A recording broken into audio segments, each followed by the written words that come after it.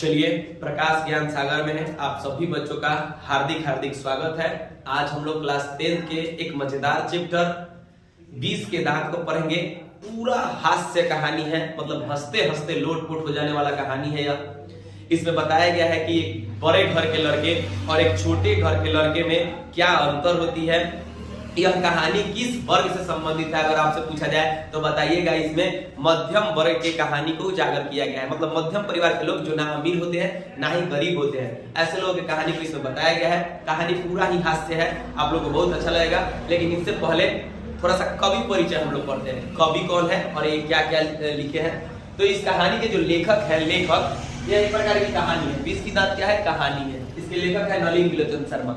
याद करने का तरीका है कि जब आपके शरीर में विष जाएगा तो आपका शरीर नीला हो जाता है। जब आपके शरीर में विष जाता है तो शरीर कैसा हो जाता है? नीला। सांप को काटता है तो शरीर कैसा हो जाता है? नीला पड़ने लगता है। बहुत सारे नागिन के फिल्मों में आप लोगों ने देखा होगा, वहीं से निकाला गया एक ट्रिक है। तो 20 के दांत कहानी के जो रचयिता है यह नलिन विलोचन शर्मा, अर्थात 20 के दांत के जो लेखक है नलिन विलोचन शर्मा। शरीर नीला पड़ जाएगा इसलिए नलिन विलोचन शर्मा, और 20 का दांत इस कहानी का क्या है? नाम है। तो 20 के दांत की कहानी के लिए कौन है? नलिन विलोचन शर्मा। इनका जन्म बिहार में हुआ था। बिहार की राजधानी पटना के बदरघाट में हुआ था। कहां हुआ था? बदरघाट में। इनका जन्म बदरघाट पटना में हुआ था। 18 फरवरी 1916 को इनका जन्म हुआ था और इनकी मृत्यु हो गई थी 12 सितंबर 1961 को। ये क्या हो चुके थे? मृत्यु को प्राप्त कर चुके थे। इस कहानी में जो जो व्यक्ति के बारे में पढ़ना है, मतलब कहानी के जो मुख्य पात्र है उनमें से नाम आता है सेन साहब। यह जो बड़े घर के थे, मालिक थे, वो थे। इनके पुत्र का नाम था खोखा। खोखा का मतलब खाली डिब्बा, लेकिन बांग्ला भाषा में खोखा खोखी का अर्थ होता है बच्चा बच्ची। तो यह बच्चा के लिए कहा गया। खोखा क्या था? बच्चा। इसी का नाम कासू भी है कहानी में। और यह बड़े घर का व्यक्ति था जिसके कारण इसको कहा गया है हंस। बड़े घर के होने के कारण इसका नाम क्या रखा गया? हंस। यह 5 से 6 साल का था। इसकी तुलना हंस से क्या की गई है? क्या कि बड़े घर का लड़का है। आगे आप कौवा भी पढ़ोगे, वो छोटे घर का लड़का है इसलिए उसे कौवा से दर्शाया गया है। इसकी उम्र 5 से 6 साल की थी। आगे जो सेन साहब थे वो अपने पुत्र को बहुत प्यार करते थे, क्या कि ये इकलौता था। वो भी बुढ़ापा में जन्म हुआ था, जब सारी उम्मीदें माँ बाप की छोड़ चुके थे कि बाल बच्चा अब नहीं होगा, उस समय इसका जन्म हो गया था। इसीलिए इसको कहा गया है कि खोखा अपने माँ बाप के जीवनों का ही अपवाद था, इसलिए वास्तविक जीवन में भी उसका अपवाद होना ही सार्थक था। यह अपने बेटे को इंजीनियर बनाना चाहते थे या बिजनेसमैन बनाना चाहते थे। वो चाहते थे कि या तो मेरा बेटा इंजीनियर हो जाए और ना तो मेरा बेटा बिजनेसमैन बने। इसके लिए बचपन में पढ़ाई शुरू कर दी गई थी। जब खोखा 1-2 साल का था तब से इंजीनियरिंग की पढ़ाई शुरू हो गई थी। अब आप लोग सोचोगे कि अरे बाप बीए हुए बीटेक ओटेक करके इंजीनियरिंग करेगा, ऐसा नहीं था। उसके पिताजी पढ़ाई वढ़ाई नहीं चाहते थे। एक लोहार घर पे रख लिए थे, एक मिस्त्री रख लिए थे गाड़ी वाड़ी ठीक करने वाला, ठोक ठाक करने के लिए, और इसको वही सिखाते थे ठोक ठाक करना, कि आगे चल कर ऐसे ठोक ठाक करते करते काटते पीटते इंजीनियर बन जाएगा और बहुत बड़ा इंजीनियर बन जाएगा। इसके बाद आप लोग पढ़ेंगे सेन साहब की एक पत्नी थी जिसका नाम था मिसेस सेन। इनको सब कोई मिसेस सेन कहते थे। आगे गिरधर लाल, यह इनके यहाँ किरानी था। सेन साहब के यहाँ किरानी था और इसका पुत्र जो था इसका नाम था मदन। यह कहानी का हीरो है, एकदम हीरो। और यह किसका पुत्र था? गिरधर लाल का। और इसे कौवा कहा गया है। आप लोग समझ सकते हैं कौवा काहे कहा गया है? क्या कि गरीब घर का लड़का था, इसलिए इसे क्या कहा गया है? कौवा कहा गया है। आगे इनकी जो सेन साहब थे, सेन साहब का एक पुत्र था खोखा, जो किसी पर हाथ छोड़ देता था, कि इकलौता था। लेकिन इनकी 5 बेटी भी थी और 5 बेटी का नाम था सीमा, रजनी, आलो, सुफाली और आरती। यह लड़कियां बहुत ही सुशील थी। अगर गांव में कोई भी लड़की कुछ भी गलत करती थी तो लोग उदाहरण दिया करते थे कि बनना है तो सेन साहब की बेटी के जैसा बनो, वो कितनी अच्छी है। आगे सेन साहब का एगो कार था। सेन साहब का क्या था? एगो कार था। कार था 7,500 रुपए का। कितना हजार का? 7,500। आज का 7,500 नहीं, उस समय का 7,500 रुपए। यह कार पूरा काला था, इतना ज्यादा काला कि उसमें अपना मुंह देख ले कोई। जैसे कोई इस पर दाग वोग लगता था कार पे, सेन साहब पूरा उसको धोआने वहाने लगते थे, पूरा पोछने ओछने। जो ड्राइवर था उसको समझ जाओ कि एकदम सामत आ जाती थी, पूरा खटवाते थे। ड्राइवर को बंगाल में सोफर कहा जाता है। सोफर का अर्थ क्या होता है? ड्राइवर।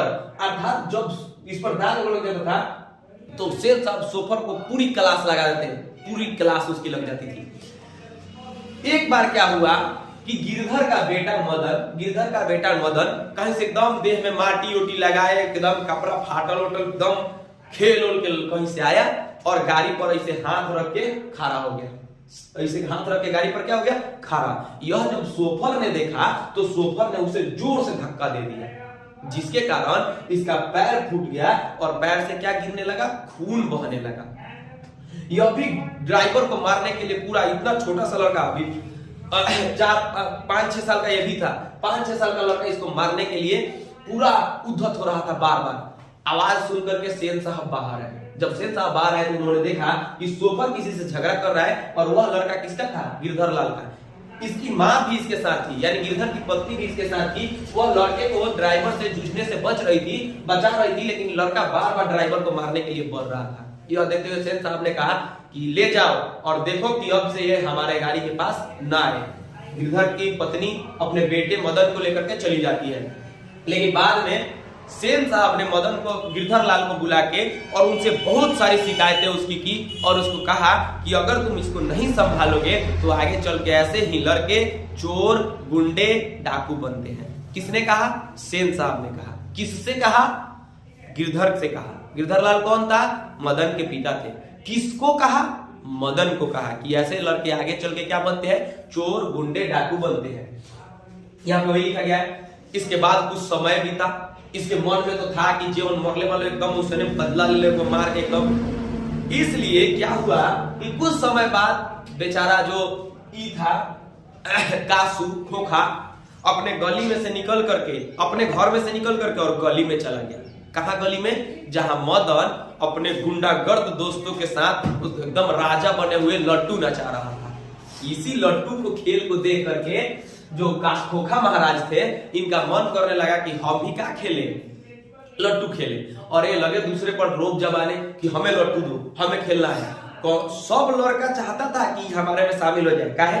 आप लोग भी देखे होंगे, जो अमीर घर का लड़का होता है, गरीब घर के लड़के उससे ज्यादातर दोस्ती करना चाहते हैं। काहे? वो कुछ कुछ कीन के लाएगा, कुरकुरा और पूरा, तो इसको भी खिलाएगा। इसलिए सारे लड़के चाहते थे कि इसको हम दोस्त बना ले, लेकिन डर से कोई नहीं बनाता था। किसके डर से? मदन के डर से। कि मदना मारता बहुत मारी सबको, इसलिए कौनो डरे दोस्ती नहीं बनाता था। सब चाहता था अपना लट्टू दे, लेकिन देता नहीं था, कि मदना मारेगा। कि मदना इन लोगों में क्या था? डॉन था, डॉन। इन लोगों सब जना को धोता रहता था टाइम टाइम पर। क्या किया जो खोखा था? यह सोचा कि तो मेरे नौकर का लड़का है, जाकर के जबरदस्ती उससे लट्टू छीना और बोला कि हमको खेलना है। इस पर जो मदन था, इसने कहा कि तुम जाओ और अपने बाप के गाड़ी में बैठो, जो बाप तुम्हारे 7,500 की गाड़ी खरीदे है, जिसके लिए मेरा पैर फोड़ दिए उस दिन धकेल करके, उस गाड़ी में जाकर के बैठो, हमें लड्डू नहीं देना है तुमको। इस पर उसने आओ देखा ना था और एक चाटी खींच के मदन को दे दिया। अब तो मदना पहले ही से टिकैले था कि बेटा बबुआ बाहर कहियो तारा के धुआं धोए कि सर्फ एक्शन की जरूरत तारा ना पड़ी। भेटा गया इसी खेल में। अब एक थप्पड़ धरा, बस इतना में तो मदन टूट पड़ा, पूरा पटका पटकी हुआ। एक फैट मदन ने मारा और खोखा का 2 दांत बाहर। एक फट में कह दांत बाहर, 2 दांत तोड़ डाले। यही यहाँ पे लिखा गया। देखिए ये है मदन और ये है खोखा। जैसे यहाँ पर ई रो रहा था, सोफर मारा था, तो ऐसा ही इसको धोआ तो ई रो रहा था। लड्डू का खेल था, यहाँ पे लड्डू भी बनाया गया। इस खेल में इतना धुआं धोआ कि थोड़ा ही देर में खोखा बाबू एकदम जो डिब्बा खाली हो गया, वो फाड़ फूड़ दिलक एकदम डिब्बा के। और दौड़ते दौड़ते दौड़ते दौड़ते जाके बोला, पापा बड़ी मार मरलक। अब उसके बाप ने बुलाया किसको? गिरधर लाल को।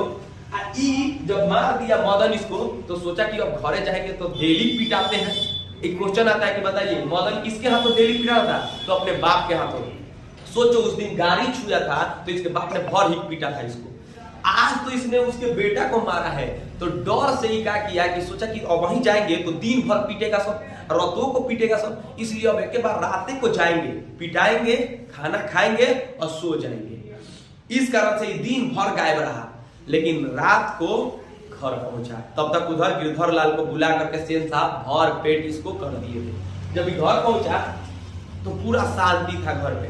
किसी सोचा कि रुको पहले खाना खा लेते हैं, नहीं तो मारेगा लोग ना, तो फिर सिसकी लेने में दिक्कत होता है खाना खाने में। इसलिए पहले खाना खा लिया। खाना खा करके सोचा कि अब चलते हैं, का बतिया रहा है हमारे बारे में। जाके सुना तो इतना ही सुनाई दिया कि सेन साहब ने कहा है कि कल से तुम अपना घर छोड़ देना। पत्नी पूछ रही थी गिरधर से कि क्या कहा सेन साहब ने। उन्होंने कहा कि मुझे कोई जरूरत नहीं है गिरधर तुम्हारी, तुम घर छोड़ के चले जाना।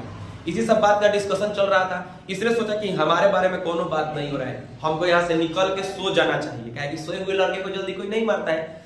जैसे घूमा तब तक लोटा डुगुरते डुगुरते लोटा में पैर सट गया और वह लोटा डुगुरते डुगुरते चला गया इसके बाप के पास कि सरदार कमिंग, हीरो कमिंग हो गया है घर में, जल्दी चलिए।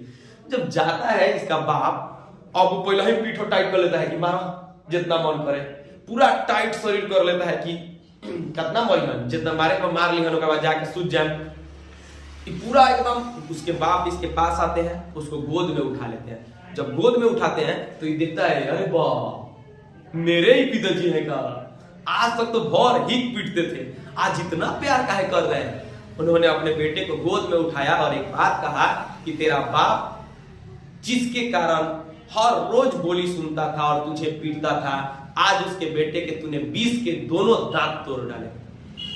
कहने का मतलब था कि जिसके डर से, नौकरी जाने के डर से मैं हर दिन तुझे बेमतलब का मारता था इन लोगों के कहने पर, आज तूने उनके बेटे के जो 20 के दांत थे उसको तुमने क्या कर दिया, तोड़ दिया। और इसी के कारण इस कहानी का नाम रखा गया 20 के दांत। ऐसे लड़के जो एकदम बदतमीज टाइप के होते हैं, उस शरीर में 20 के दांत के समान होते हैं, उसको तोड़ देना ही सही होता है, जो मदन ने कर दिखाया। और ये कहानी का जितना ऑब्जेक्टिव था। एक और बात पूछता है, जब बताइए इसको कहा गया था हंस, खोखाई बड़ा घर का था, छोटे घर का था कौआ, मदन, तो इसको कौआ कहा गया था। तो बताइए कौओं की जमात में, मतलब यहाँ तो छोटे गांव के सब लड़के खेल रहे थे ना छोटे घर में, तो कौओं की जमात में कौन शामिल होने के लिए ललक गया? तो लट्टू देखिए कौन ललक गया था, खोखा अर्थात हंस ललक गया था। अगर आप लोगों को अच्छी लगी हो हिंदी की ये क्लास तो आप लोग चैनल को सब्सक्राइब करें, बहुत सारा लाइक दें, हमारे वीडियो को प्यार दें। हम ऐसे ही वीडियो आपके लिए हर एक दिन हर एक क्लास का लेके आएंगे। जय हिंद, जय भारत।